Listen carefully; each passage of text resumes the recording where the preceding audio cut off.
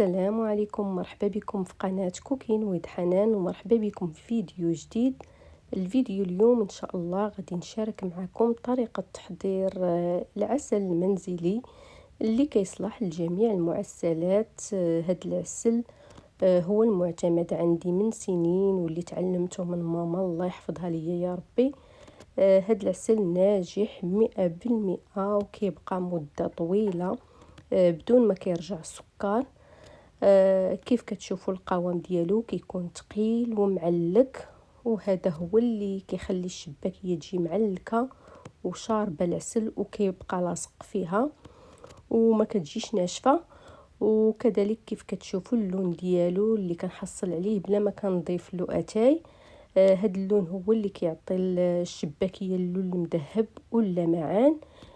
تابعوا معايا الفيديو باش تشوفوا النصائح والاسرار باش ينجح معكم هاد العسل ويبقى لاصق لكم في المعسلات بلا ما تنشف. خليكم معايا لاخر الفيديو وفرجه ممتعه. هادو هما المكونات اللي غادي نحتاج في تحضير هاد العسل. غادي نحضروا بسكر سنيده، واللي بغى يحضروا بالسكر القالب اولا اللي متوفر. كنحتاج عندي هنا 2 كيلو من السكر سنيده او سكر حبيبات. غادي نحتاج معاها لتر واحد من الماء. لكل كيلو من السكر كنحتاجو نصف لتر من الماء، يعني 2 كيلو غادي نحتاج فيهم لتر من الماء. حامضه متوسطه الحجم مقطعه، وبرتقاله كذلك متوسطه الحجم مقطعه. هاد البرتقال اختياري، كيعطي واحد النكهه زوينه في العسل، اما الحامض فهو ضروري ما نضيفوه للعسل. بالنسبه للمنسمات هادو هما المكونات اللي كنستعمل. كيبقاو اختياريين ماشي ضروري، غير اللي بغى يضيفهم. هاد المنسمات كتزيد تلذذ العسل، كتعطيه واحد اللذه رائعه. كنحتاج ل7 حبات من القرنفل، 7 حبات من الهيل، 2 عويدات كبار من القرفه، 3 حبات من الباديان، وواحد 5 الحبيبات او 4 الحبيبات من المسكه الحره المستكه. وكنحتاج الماء الزهر اولا قطرات من روح الزهر اللي متوفر. هاد العسل غادي نطيبو غير في طنجره عاديه، ما غاديش نطيبو في الكوكوت اولا نسد عليه، غادي نخليه يطيب على خاطرو. كنضيف هذاك اللتر ديال الماء، كنضيفو السكر وكنحرك المكونات حتى كيذوب السكر مع الماء.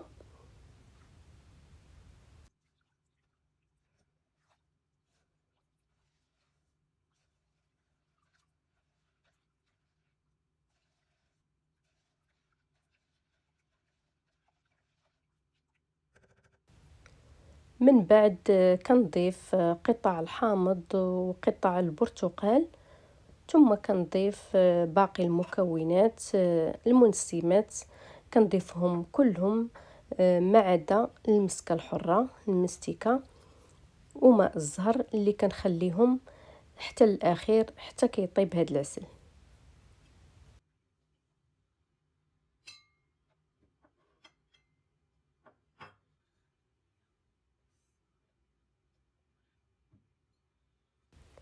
من بعد كنشعل النار على درجه اللي كتكون عاليه، وكنوضع فوقها الطنجره وكنخليها حتى كتوصل لدرجه الغليان، ثم كننزل النار على درجه متوسطه بحال كيف كتشوفوا.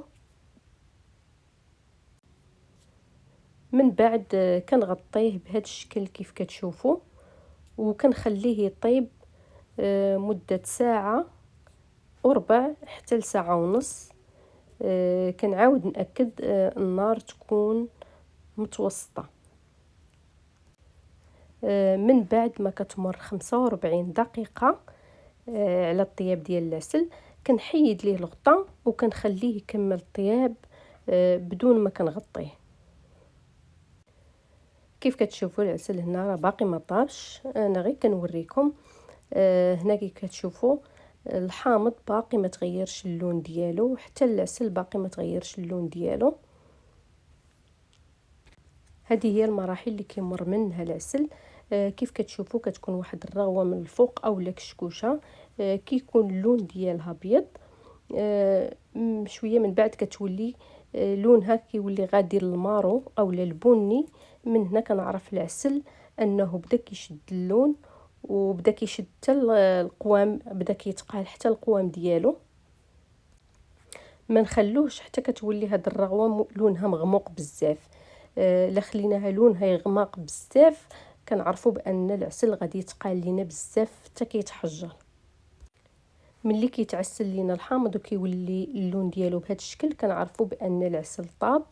في هذه المرحله انا كنضيف ماء الزهر، وكنزيد نخليه يغلي واحد 5 دقائق. في هذه المرحله قبل ما يبرد العسل كتجربوا العسل وتشوفوه واش وصل القوام اللي بغيتو. كتبردوا واحد المعلقه ولا جوج وكتشوفوا القوام ديالو. الا لقيتوه باقي خفيف كتعاودوا تزيدوا تغليه واحد 5 دقائق. انا هنا قلبته لقيته باقي خاصو واحد 5 دقائق، غادي نزيد نخليه يغلي 5 دقائق اخرى. وفي المرحله الاخيره قبل ما نضيف المسكه الحره المستكه كنزول هاد قطع الحامض وقطع البرتقال وهاد المنسمات، ثم كنضيف المسكه الحره بعد ما طحنتها مع القليل من السكر. في هاد الوقت راني طفيت النار وهي كتذوب غير مع الحراره ديال العسل.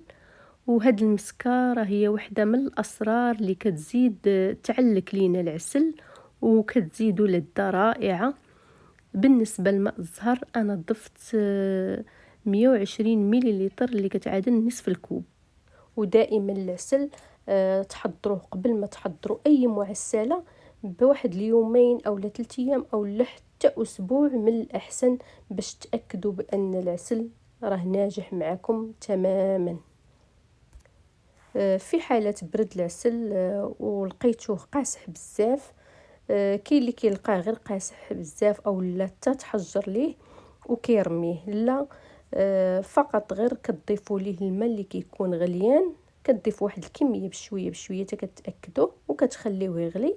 وفقط راه كيرجع لكم للقوام، كيرجع سائل وكيرجع خفيف. وبالعكس الا لقيتوه خفيف كتزيدوا فقط غير تخليوه يغلي واحد 5 دقائق او لا على حسب حتى كتوصلوا للقوام المناسب. وهذا العسل كيف كتشوفوا كيجي ثقيل، كيجي معلك، كيجي ناجح، كيبقى مده طويله، كيبقى شاد في المعسلات. هاد القوام ديالو هو اللي كيخليه شاد في المعسلات. كاين اللي كيضيف هذا الجليكوز او اي نوع تاع شي عسل اللي كيكون جيد. انا فقط كنكتفي بهذا العسل، كيجي لذيذ بزاف بهذوك المكونات، كيجي ثقيل ومعلك، ما نحتاجش نضيف الجليكوز. وإلا عندكم اي سؤال خليوه لي في تعليق وغادي نجاوبكم عليه. وشكرا على المتابعة، وإلى فيديو قادم بحول الله، ودمتم في حفظ الله ورعايته، والسلام عليكم.